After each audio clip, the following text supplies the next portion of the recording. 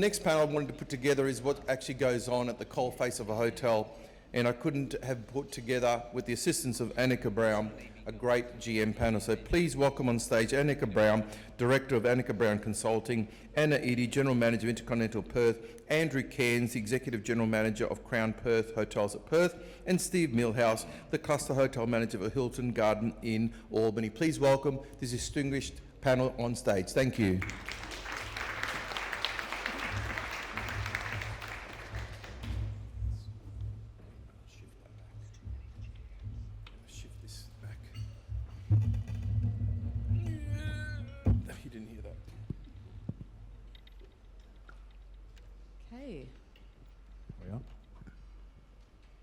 Are we on?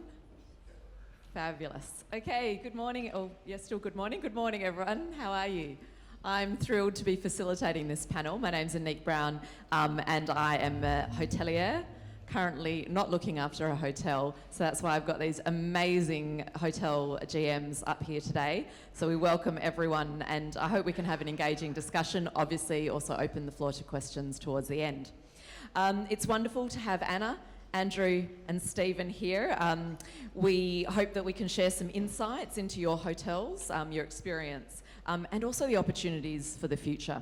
As general managers of some of the leading hotels in WA, I'd love to ask each of you to share with us, first of all, what your role entails. Whether you're looking after a large hotel for a global brand or the owner-operator of a boutique property, the role of a hotel GM is an incredible responsibility. The term master of everything was thrown around recently, and it's not far off describing the scope of responsibilities that a hotel GM has. I wonder if each of you could elaborate on that. Maybe I'll throw to you, Anna, first. Thanks, Anneke.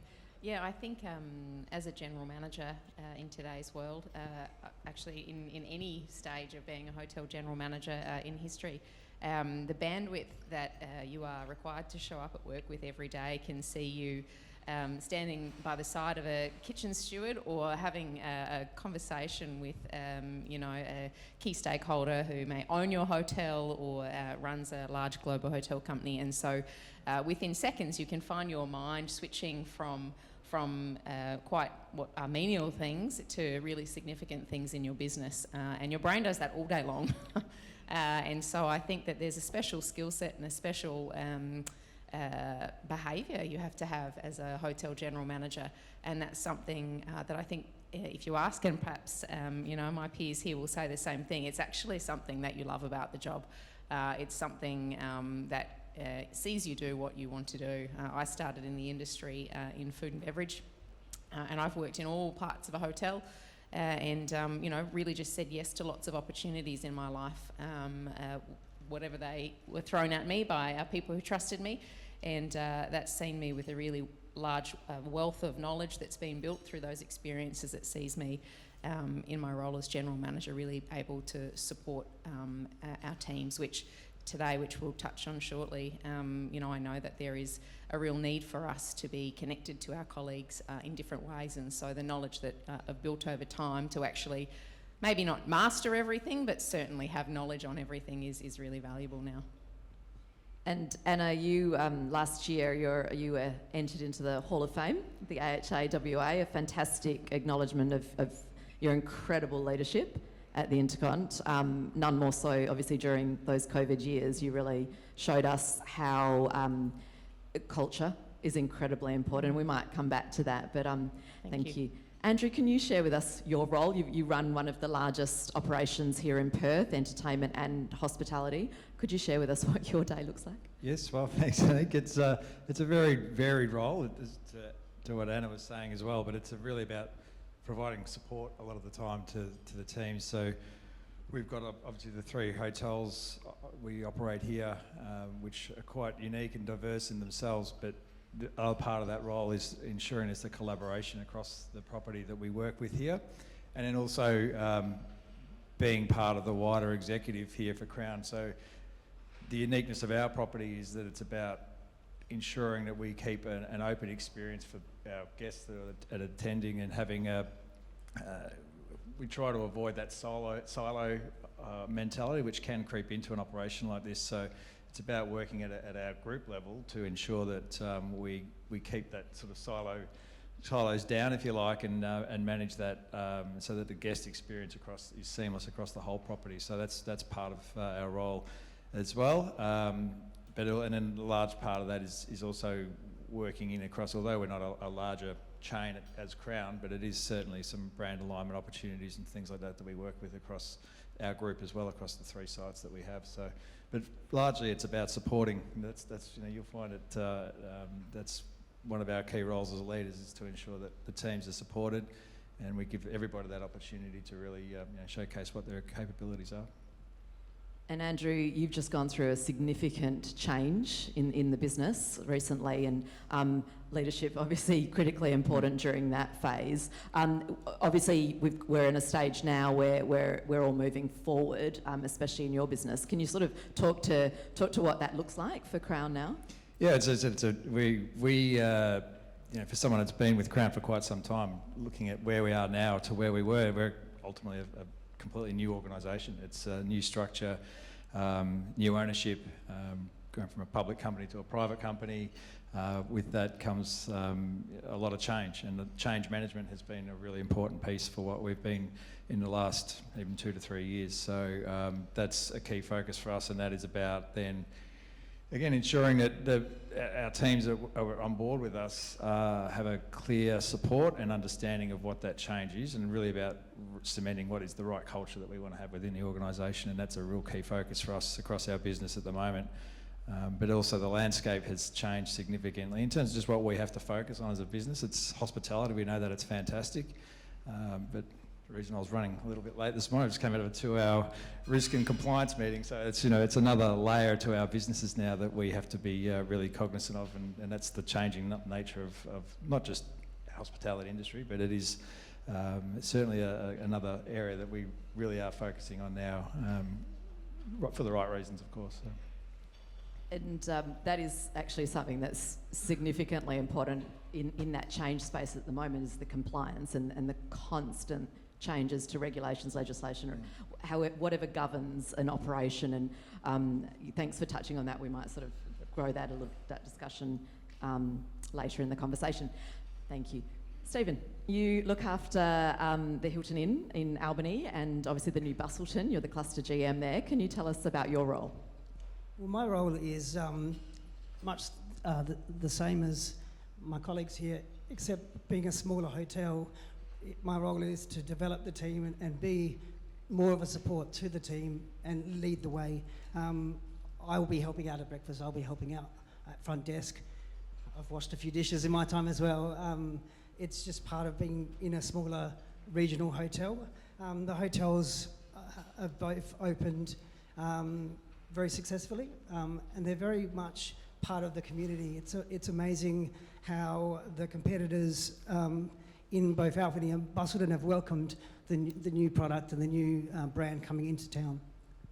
Fantastic. So we've obviously got a conference called Maximum Occupancy. I'm sure you'd probably like to hear a little bit about how these businesses are going, get some insight. Matthew Burke from STR gave us a fantastic presentation earlier, and some really interesting and probably not unfamiliar results there, but definitely leaning on obviously ADR, the growth of ADR. I think one of the stats was 30%, from up on, or growth from 2019, which is a significant growth.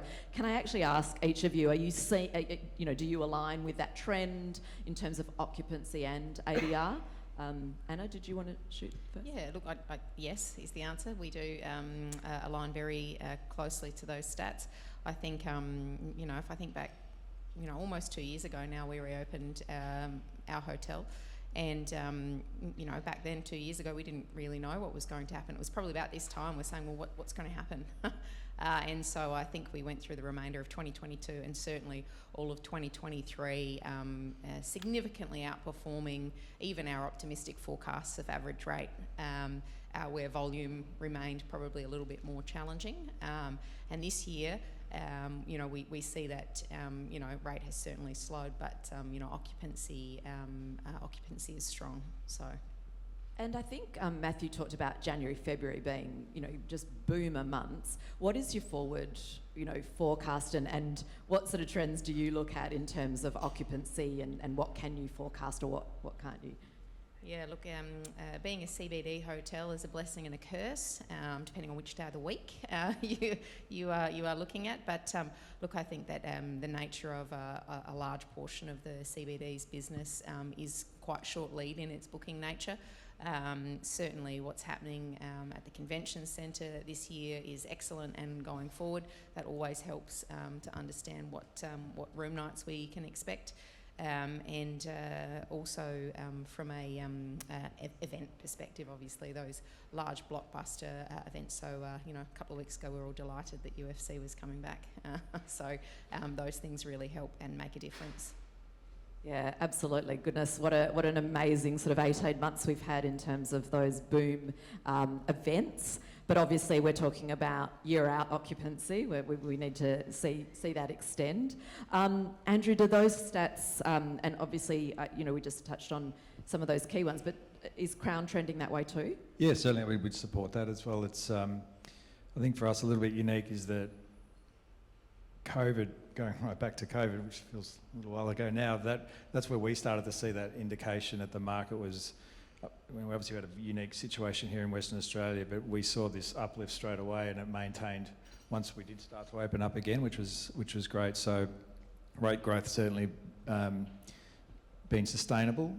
The occupancy component, it has been, again, very strong. It's just interesting now to see the stabilisation, if you like, of the markets as well. I think, we're seeing a lot more outbound travellers, probably going back to a little bit more traditional travel patterns, but that's being substituted by increased interstate visitation and getting some increase in international markets as well, which is great. So would you say that your interstate business is back?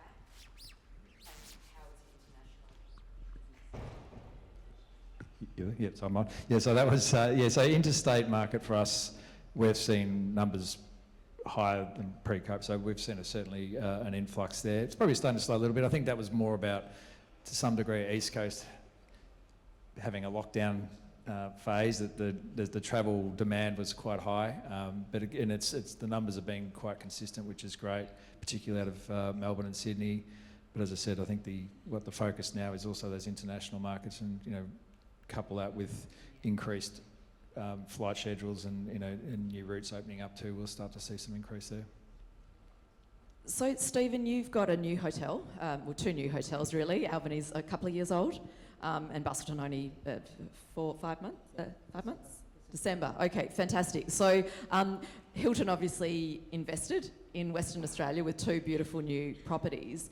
The forecast return on, or the forecast occupancy and rate and all of that, how are you performing compared to what was forecasted? Well, we opened in November 2021 in Albany. So we opened when the borders were closed, and we were a little bit apprehensive, but the interstate travel exceeded demand.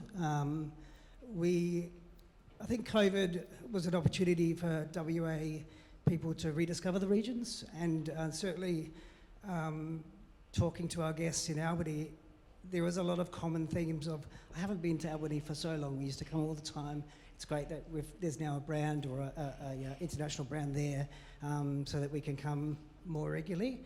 So we're in the third full year of trading in Albany, and year on year it's been growth for both occupancy and rate. We opened Bustleton on the 29th of December, so right in the thick of the holiday season, and so I mean that's blowing all expectations from regional to owners to local residents out of the water. It's just amazing. It really is. We've proved that there really is a need or an opportunity for quality accommodation or additional rooms and additional accommodation in the regions. Congratulations, that's a fantastic result, for such a short period of time to blow those expectations. Congratulations, not a easy task. So we've touched on some key points, I guess, in terms of when you were talking about your roles.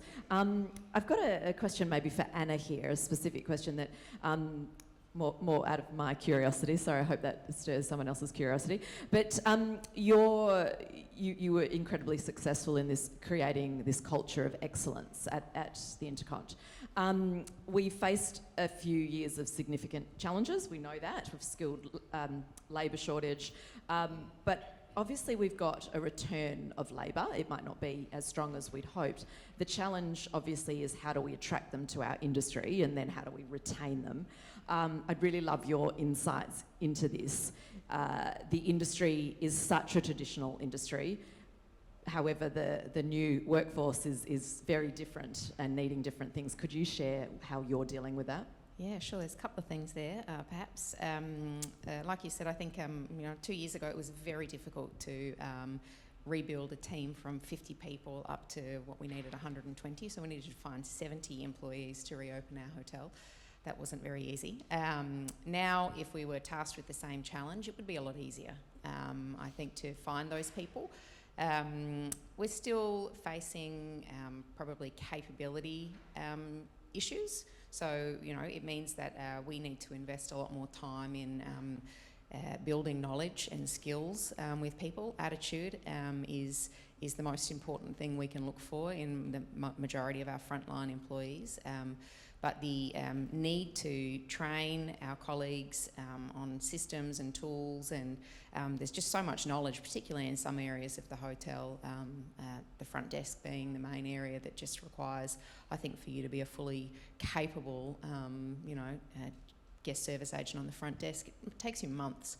And so that's one challenge, but then you've also got, in that middle level of management, you've got capability shortages. So whether that's just in general, their ability to train or their ability to manage the intricacies and the growing intricacies of people, that's, I'll touch on that point in a minute, but so there's two levels of capability that we build, which then flows up to your senior level leadership, really needing to lean in and over-index in their spaces, and not necessarily even in their function and their stream. And so how we support our senior leadership teams in rewarding them for those things, remunerating them well, and understanding that they are often swaying out of scope to support build our new generation of hospitality talent, which is very different. I think that I still talk to peers and general managers who talk about we just used to work for 20 hours a day and it was fine, we just, things are different, our colleagues today have a very different view on life. They have a very different view on work. I think probably a lot of people used to call them clock watchers, but actually that's just, that's the law. And I think that we're challenged, and there's no silver bullet. I'm not coming to a point where I tell you what the solution is to manage. But there is a growing need for us to be less traditional in the way that we approach things in our workplaces, because our colleagues are required of us. Our guests actually required of us too. And so I think that our ability to adapt and perhaps be a little bit more daring, take a few more risks on things. We have a growing environment of compliance, but I think that we need to evaluate risks and take ones that are going to have low impact. I think that's really important, particularly when it comes to our colleagues and providing them with opportunities and trying things a little bit differently. So it does require a lot of your time as well as a leader. I think probably 70% of my time is spent on growing and building capability of middle level managers or supporting the operation of the hotel, because we're busy firstly, but also because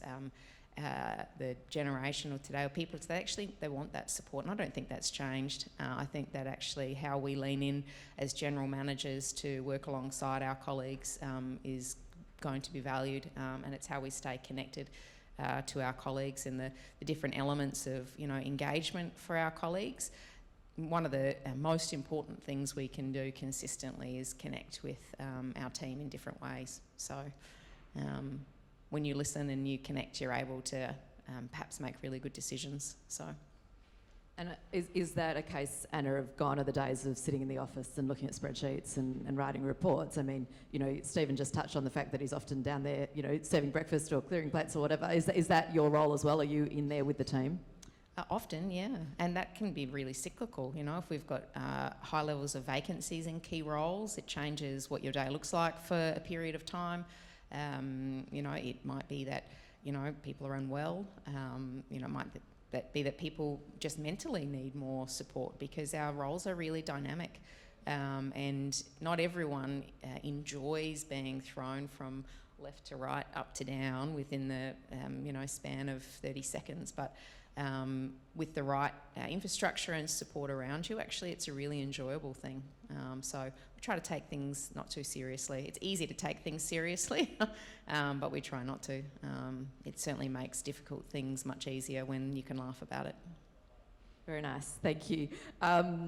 Stephen, talking about workforce, I think, you know, we were talking earlier about the fact that you've seen the return of the backpacker and you've got, you know, that's a really great workforce for you, and I'm sure some of that resonates with you.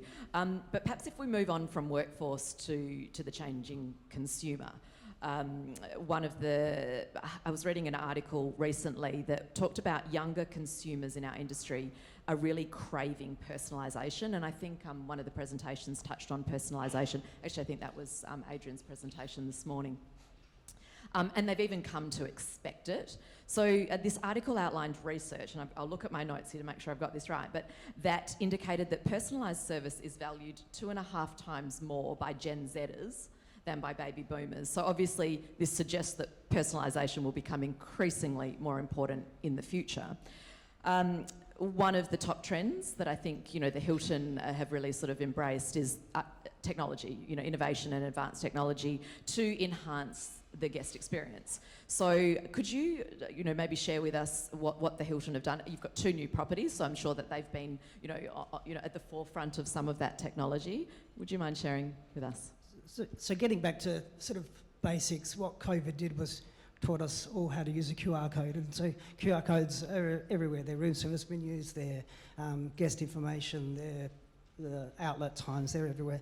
But also what COVID has taught us is to be a little bit more wary of our surroundings in terms of guest contact and face-to-face contact. So the technology that really has excelled since during COVID and post-COVID is things like digital check-in.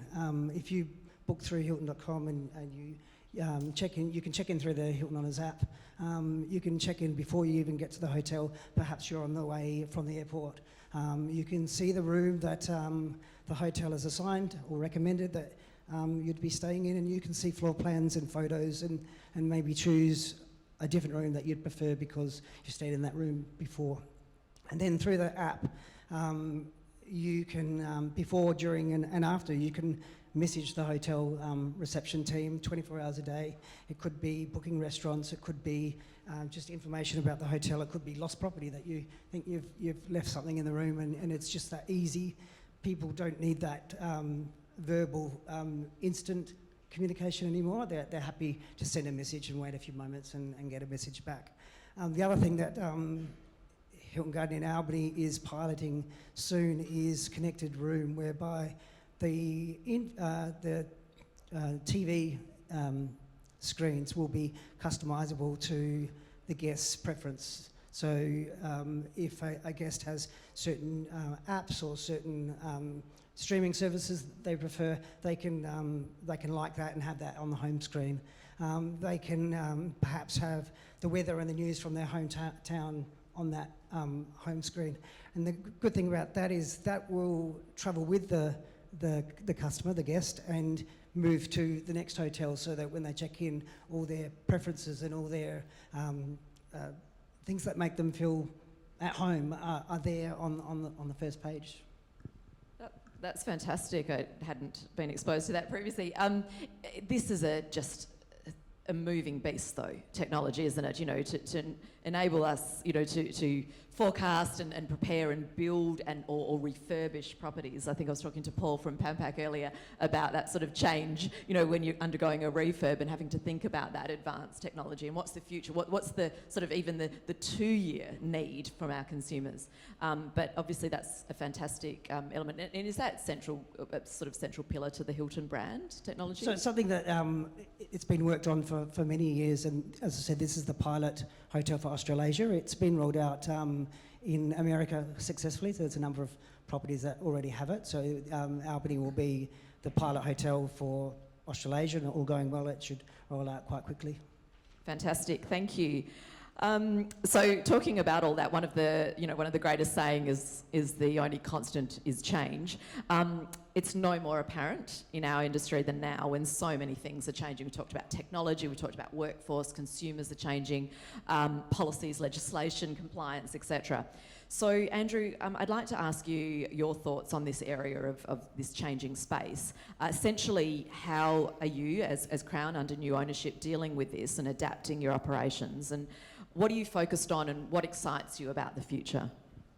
Yeah, I think you touched on that point about change is constant. So that you just have to be adaptive consistently and accepting that change is not. You never get to a point where you say, okay, we're done. You know, that's the reality. So for us now as a business, it's about you know, what's our outlook for 5+ years ahead as a business and an organisation, and what does that structure look like? And you're planning more change to get to that point, if you like. But that's not necessarily about always the internal operations, but it's also about what do our properties look like in that particular time frame as well. What's our investment look like?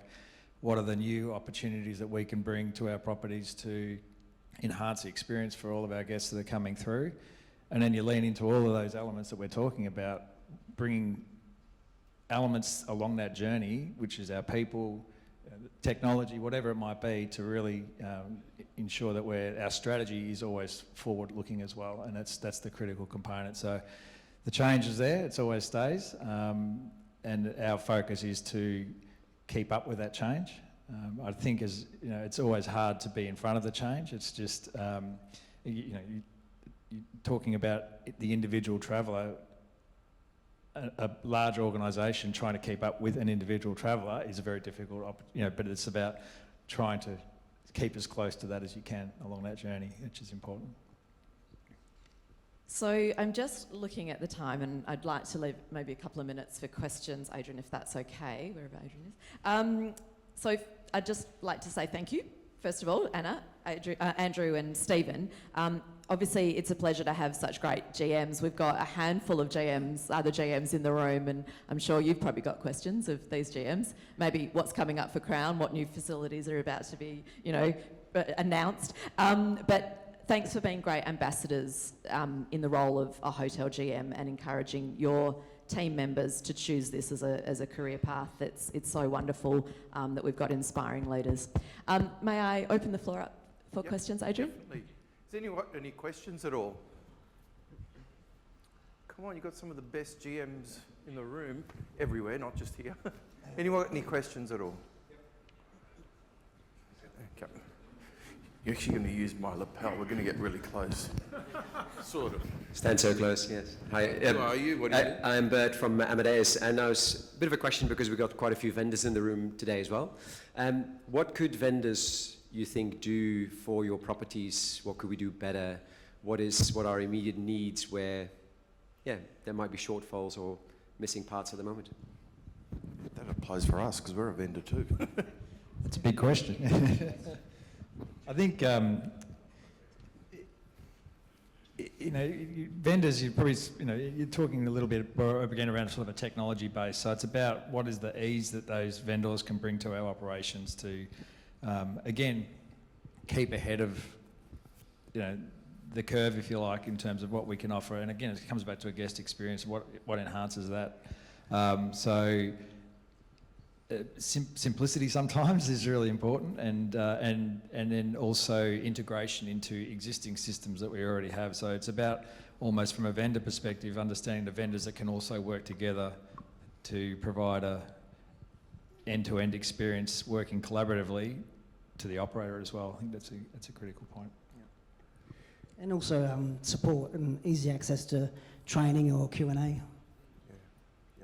Yeah, I think simplicity, and I also think that with vendors, it's not just our relationship with the hotel. It's actually a level probably above the hotels as well, working with our technology corporate teams. In IHG's case, particularly, I'm often talking to my corporate team about there's just so many products on the shelf that do the same thing, and it's hard to choose the right product, and you want to try to keep ahead of things and make sure what you have is going to be relevant and can continue to develop and change with whatever needs you have in the hotel. But yeah, simplicity and actually really swift onboarding and training for those colleagues that need to use those tools and resources. Yeah, I think personal versus online, if we can.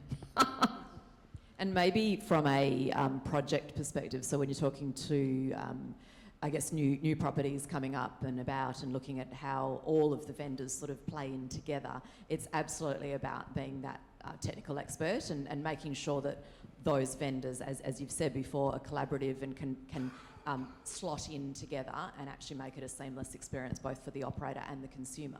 But very, very important when you're looking at project development, because you're looking at everything new. All the systems are new, all the vendors are new, so they have to have the understanding across the industry of what matches and what doesn't, and be very honest and transparent about that. Yeah. And I mean, from our point of view, being a digital agency, some of our clients have been with us 6-7 years. I mean, it took EVT, Nightcap and everything, and we've got a motto in our company that says we have to tell our clients what they need that they actually don't know that they need yet. Do a lot of research and development. I mean, the big buzzword is AI. You know, how we're using AI as well. And I think always being at the forefront and understanding what the consumer wants, I think is very important, not just in tech, but in everything. Because if you're a vendor, you need to come up with those answers. So always think what the client needs that they don't know that they need yet, because the last thing we want is saying, we need this. Have you heard about that? And AI is a big buzzword, which we'll talk about a little bit later. So, yeah. Any other questions at all? Yes, Caroline. When you get a little closer, yeah, but that's okay.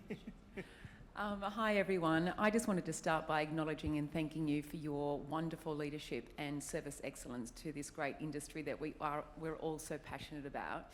I think what would be interesting for the audience is to really understand the unique selling point. Of course, all of your products are very different in terms of design, location, regional versus city, but the one thing that differentiates us as an industry is our people.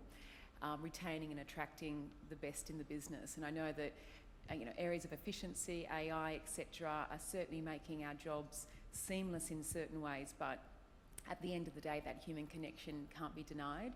What are some of the ways that you're attracting talent and retaining talent in today's environment that is very, very competitive? And I'm happy to throw to any of you on the stage. Good question. Thank you. It was interesting opening Albany during COVID. When we opened, there was, I think, me and one other person that had worked in a hotel before. All the rest were retail or other businesses in Albany. There was still, even though the borders were closed to interstate, people were reluctant to move around too much within WA as well. So building a team from the ground up and sharing your experience, knowledge, is crucial, but also showing that it's okay to make mistakes. It's a journey of learning. I guess you're never going to have a hotel with no complaints or no issues, because, if you do, then something's wrong. You've got to have that feedback and you've got to be able to respond to it. And the team have got to be aware, they've got to know and trust that when we have a debrief because something went wrong, no one's at fault. We just want to know what went wrong and how we can hopefully fix it so that doesn't happen again. And also with Hilton and so many hotels around the world, around Australia, is that opportunity to grow and develop. We've got 5 hotels in WA now, and we're constantly posting opportunities where that team member might be ready for the next level, but not in that property, in a different property. So. Yeah, I was just going to say, I think it's also about promoting the success of your organisation. So celebrating the successes, and that attracts, hopefully attracts people to want to be part of that. And I think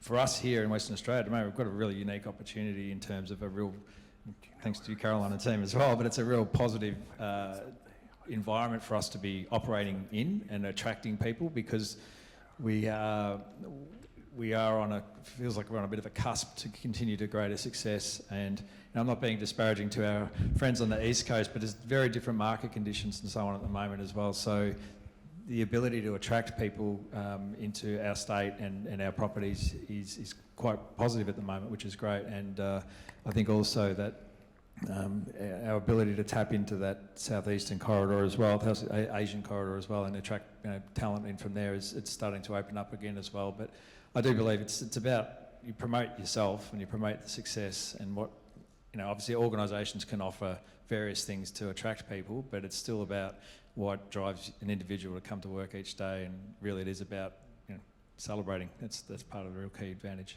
Thank you. 2 more questions because we're running out of time. One's from me. Do you think that we're doing enough at the secondary school or even the primary school level to attract, maybe secondary school level, to attract the right people, to make them aspire to become in the hospitality industry? Because that's where I think it should really start sometimes, to make a career out of it. I think there's still lots of opportunity to get in at that level. My children will be okay. They spend a lot of time in the hotel. They've got name tags when they come into the office. So, they do. I think there's probably a lot of general managers whose children actually have been inspired to work in the industry, because they see the industry and they enjoy being in the hotel and in that environment. There's not many jobs where you can come to work, I don't think, and really feel part of what you can only describe as a family. I think you really do. I think in a school perspective, and actually even at home, there's just the awareness of what is in the industry. You can do almost any job that you want to have, you can have inside of a hotel. And if it's not in the physical hotel, in a large company's case, it might be in our corporate office. But there's not many job streams that you can't explore in a hotel. And quite often, and I have seen so many people come into the hotel industry, and they go on these journeys of trying different things in different departments and end up in really successful places, in alternative means and alternative channels to get there. And that, I think the biggest part to being successful in that kind of pathway is, the attitude and the behaviours that you have, which start at home as a child and at school as a child. So. All right, thank you. Just one more quick question, because we're running out of time. Roy. Good morning, Roy McCullough from Alliance Abroad Australia. In Sydney and Melbourne, the rental accommodation question for staff members is huge, as in very, very expensive and very hard to find affordable rental accommodation. How do you manage that challenge here in Perth and in the regional areas where you can attract the staff and help them find affordable rental accommodation? That's tricky. Look, we can only do what we can do when we relocate, colleagues relocating from other parts of the country or even the world. We offer a relocation benefit to a lot of levels of colleagues, and that's just extended down to nearly every colleague who might relocate. The one thing we're not short of in our hotels is beds, and so for a short period of time we're able to allow a colleague to stay while they find their feet. The period to find your feet is growing and growing and growing.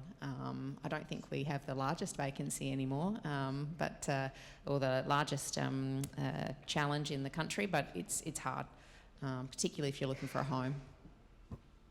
Stephen, is that something as a couple of regional properties that you offer? Do you offer staff accommodation as part of your production? When we're